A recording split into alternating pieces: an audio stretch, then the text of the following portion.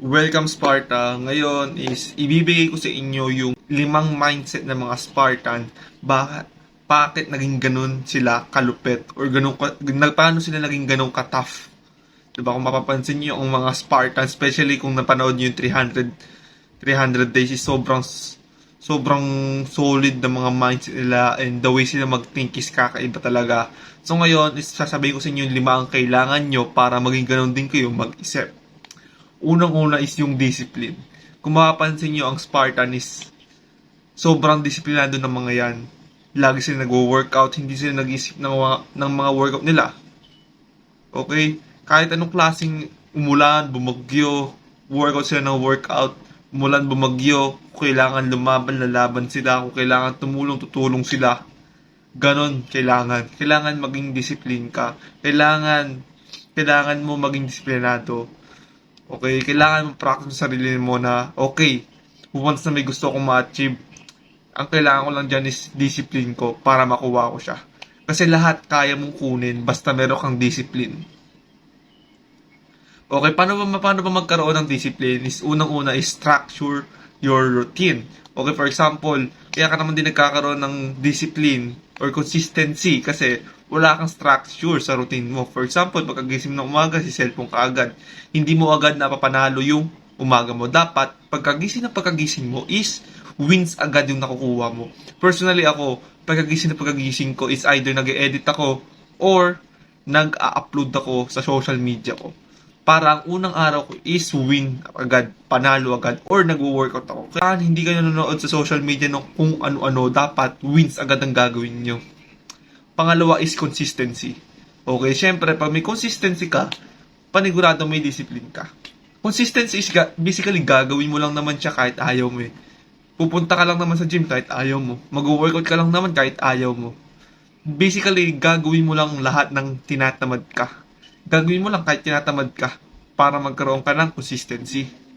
And pangatlo is self-control. Sobrang importante ng self-control sa sarili natin. Kasi kung wala tayong self-control, is hindi mo na magagawa yung apat na kailangang mindset pa, diba?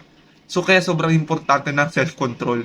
Kontrolin mo sarili mo, mag-meditate ka, mag-journal ka, magbasa ka ng libro, mag-workout ka, mag-reflect ka lagi sa sarili mo para magkaroon ka ng self-control. Pangalawang mindset para mas ma-achieve mo yung Spartan mindset is resilience. So, paano nga ba maging resilience? Pang-una-una dyan is yung embrace your challenges. Okay? Ang mga Spartan is gusto na ng challenge. Ang mga Spartan, kapag nagkaroon ng struggle, ginagawa nila yung positive. Yung negative, ginagawa nilang positive. Tinitignan nila, okay, ano ba magiging opportunity makukuha ko dito? For example, hindi mo na-hit yung PR na gusto mo, impis na mag-negative thinker ka, gagawin mo siyang positive. Paano or ano kayang kailangan kong gawin para ma-achieve ko pa? So, i-switch mo ngayon yung utak mo na, okay, paano pa ako mas gagaling or paano ba ako mas lalakas sa workout ko na to? Okay? Personally ako, nakakaranas din naman ako ng mga araw na parang ang hina ko. Hindi ko ma-hit yung PR ko, na na-hit ko naman talaga siya. Siyempre, at least, na-aware ako sa sarili ko, okay, kailangan ko pala ng rest, okay, kailangan ko magpahinga, so kailangan ko ng rest, magpapahinga muna ako. Ganon. Next naman is mental toughness. So, panigurado, pa nag-workout kayo, sa utak nyo, is laging may nagkatalo. Pilitin mo pa yan, kaya mo pa yan. Yung isa naman, hindi mo na kaya yan, itigil mo na yan. So, kailangan, yung maging wise ka sa mga choice mo, pilitin mo pa rin sarili mo kahit hindi mo na kaya. I-develop mo yung mental toughness mo. Okay, paano siya na-develop? Na-develop yung mental toughness natin is through hard days. Sa mga araw na nahihirapan ka na pero nilalaban mo pa rin. Doon siya na-develop. Pang last naman is adaptability. Marunong ka mag-adapt sa lahat ng bagay. Marunong kang mag-adapt sa lahat ng workout. Flexible ka. Dapat resourceful ka. Dapat creative ka. Wala kang pang punta sa gym or wala kang access sa gym. Gamitin mo lang yung paligid mo. Gamitin mo lang yung area mo or gamitin mo lang kung ano yung pwede mong gamitin dyan. Napakadami kayong makita social media dyan na na maraming mga creative or resourceful na workout na pwede niyong gawin para ma- para maging ma-achieve niyo ng dream physique niyo. Kasi Sparta, wala talaga sa equipment yan. Nasa mindset yan. Wala rin yan sa diet, nasa mindset yan. Kung kahit gaano ka gagaling yung makunin yung chef or online coach or coach, fitness coach, kung wala kayong mindset, hindi nyo pa rin talaga ma-achieve yan. By the way, if ever na gusto nyo pa ma-achieve yung Spartan mindset, i-check nyo lang dyan yung link ko sa description. Pangatlo is brotherhood, strength in unity. Pansinin nyo, ang mga Spartan, sobrang solid nila. Pansinin nyo, sa 300 workout, wala talaga silang, sa 300 days, wala talaga silang iwanan. Pansinin nyo, na kahit nahihirapan sila, basta sama-sama sila, ang lakas nila. May isang scene doon na, ang daming kalaban, and ilan lang sila, pero natalo nila yon dahil yun sa strength in unity. Kailangan magkaroon ka ng tamang group.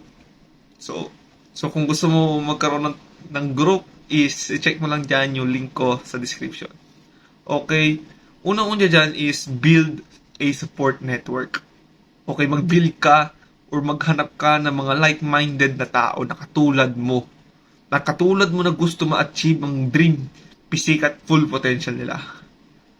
Pangalawa is teamwork. Okay, sobrang importante na magkaroon ka ng teamwork. Once na naka-build ka ng support network or ng kasama mo or solid circle mo, wag na wag mo nga hayaang masira 'yon dahil sa iyo.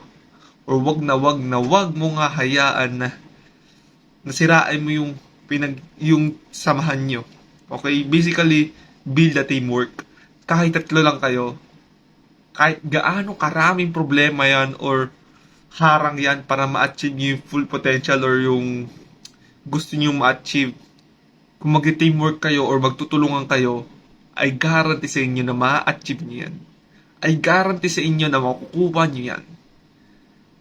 Kaya, build a support network and teamwork ang kailangan dyan. And next naman is accountability.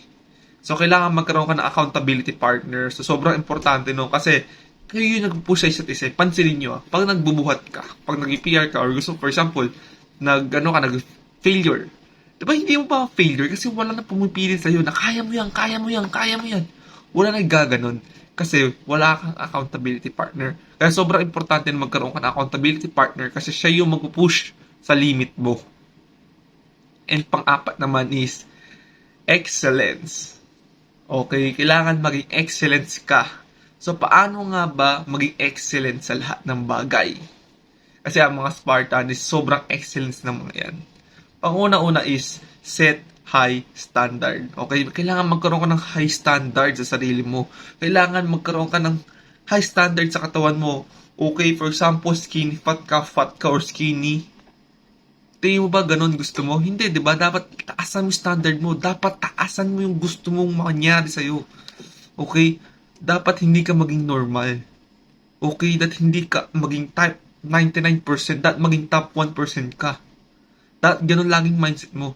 Kailangan, lagi mo isipin, gusto ko maging best sa lahat ng bagay na ginagawa ko. Dapat ang ima-mindset mo na, basta kung ano yung ginawa ko, ibibigay ko yung 101% ko. Gusto ko ako yung pinaka-best. Ako yung pinaka-magaling. Gusto ko ako yung pinaka-best sa lahat ng bagay. Gusto ko laging panalo. Ayaw ko ng talo. Okay? Kasi wala naman talagang talo. Okay? Lahat ng mga nangyayari sa yung failure, ibig sabihin positive yan. Kasi lahat ng failure na yan, equal niyan is learning or lesson. Kaya kailangan magkaroon ka ng set high standard. Okay? Basically, kumuha ka ng isang notebook or notes sa phone mo, and nilagay mo lang doon lahat ng standard o lahat ng gusto mo ma-achieve sa sarili mo. And siya ngayon yung magiging standard mo. And next is continuous improvement. Okay? Kailangan maging student ka lagi. Kailangan matuto ka kung paano ba maging student. Kailangan masaya maging estudyante kasi marami kang malalaman. Kaya kailangan matuto ka kung paano maging student. I-absorb mo lang lahat ng mga sinasabi sa'yo or ng mga paaral sa'yo.